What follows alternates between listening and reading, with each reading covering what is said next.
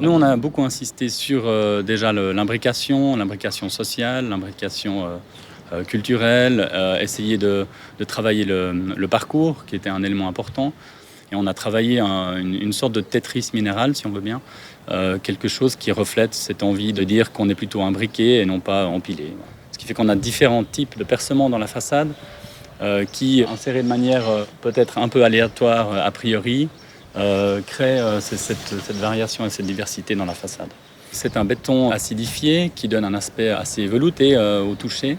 Béton teinté dans la masse avec des pigments qui donnent une couleur un petit peu terreuse comme ça, qui permet d'adoucir les couleurs un peu disparates du site. On avait envie de travailler une barrière assez serrée pour aussi un peu préserver l'intimité. On voulait quelque chose qui vibre un peu, donc il est en fait aligné sur le bas mais décalé en quinconce sur la partie haute, qui fait que finalement ça lui donne un côté tissé, on dirait du métal tissé.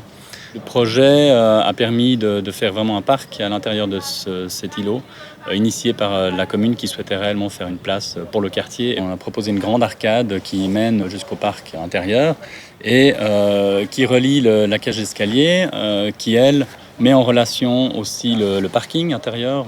Depuis le hall d'entrée, on voit le parking, on voit les voitures passer, on voit les gens qui sont dans le parc. On peut circuler dans le bâtiment et après on passe devant la buanderie qui est en connexion avec les espaces extérieurs. Donc c'est vraiment tous ces éléments-là et aussi ces espaces de dégagement sur les paliers qui permettent une appropriation par les habitants.